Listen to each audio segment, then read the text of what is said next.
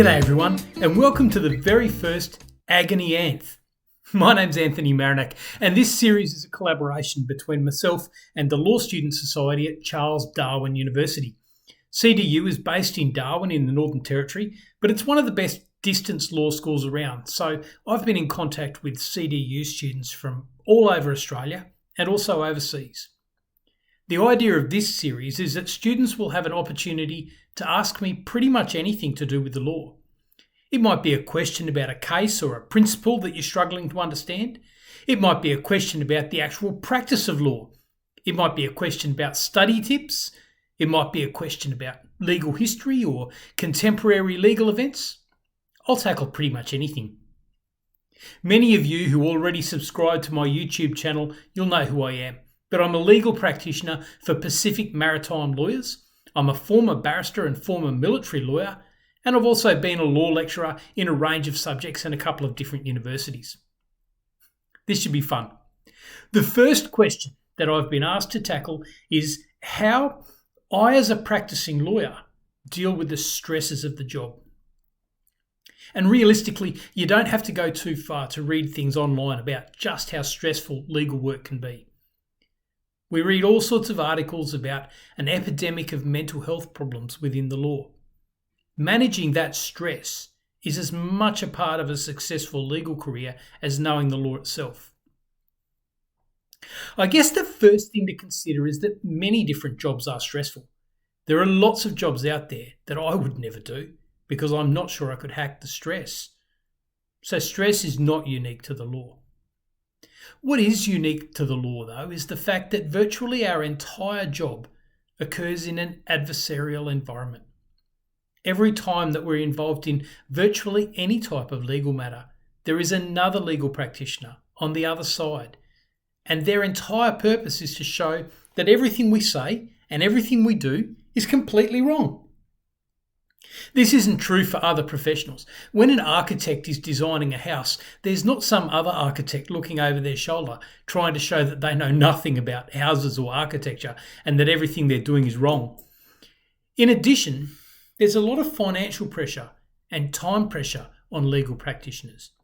Legal work often has to be done to set deadlines, and those deadlines are either set by statute or by the courts, and we may not have a lot of control over them.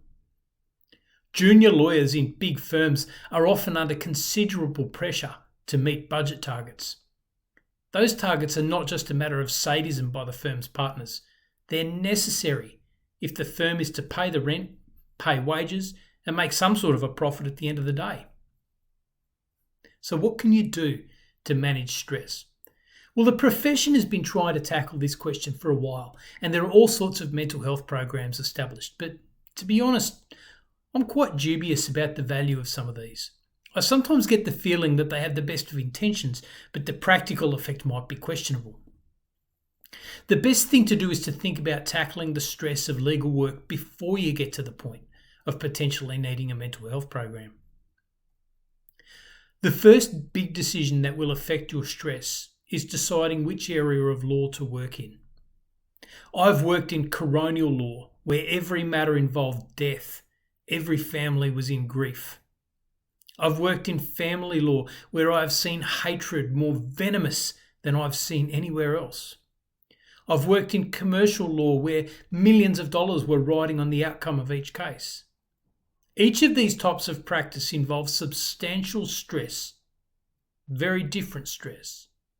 Choosing an area of practice is one way of choosing the sorts of stress that you're going to endure. And part of this is a matter of choosing an area of the profession that suits your own personality. I love court work. I love the excitement and the drama and the intellectual challenge of standing up in court. But I also know other legal practitioners who are very smart, very professional, very knowledgeable, and who absolutely hate court work because they're nothing but a bundle of nerves, even when they're walking into court for a simple mention. The second way of managing stress is to choose the sort of firm that you work in. Some of the happiest lawyers that I know make relatively little money, but they do so in the community legal sector where they enjoy the work and they're not profit driven. I know other lawyers who work in government departments where they can usually simply go home at 5 p.m. without any question. On the other hand, I know lawyers working in big firms. They're working ridiculous hours at the moment in the hope that there'll be a big financial payoff later on. There are trade-offs, but by making those trade-offs, you have an impact on your stress. The third thing to think about is managing stress in all the usual ways that you've learned through your studies and in your life. All that boring stuff: exercise, diet, sensible consumption of alcohol, avoiding illicit drugs, fulfilling relationships with a partner or a family or circle of friends, engaging in meaningful hobbies that have nothing to do with the law, and seeking professional help if you find yourself needing it. There is one last thing that I'll mention. As a practitioner or as a student, it's very easy to lose sight of why you entered the law in the first place. It's easy to lose sight of your ambitions. It's easy to lose sight of the fact that this really is a noble profession. We're not just in the profession of law. We're in the profession that brings justice. There's 1,000 lawyer jokes out there, and everyone seems to hate us until the very moment they need us. But I've been hugged by a crying mother who just learned that her son would be released on parole, thanks to me. I've helped employees unfairly dismissed from their jobs to obtain proper compensation. I've helped consumers who'd been ripped off to deal with the shysters who mistreated them. I've been involved in an inquest that led to dramatic changes in the way our society deals with domestic violence. It's important to celebrate those successes. It's important to remember that the reason that our profession is stressful is because the law matters. Justice matters. And people who know nothing about the law are relying on us. It's not always easy, but it's meaningful.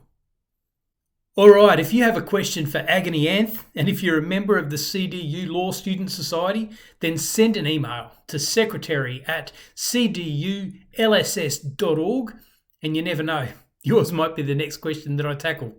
Bye for now.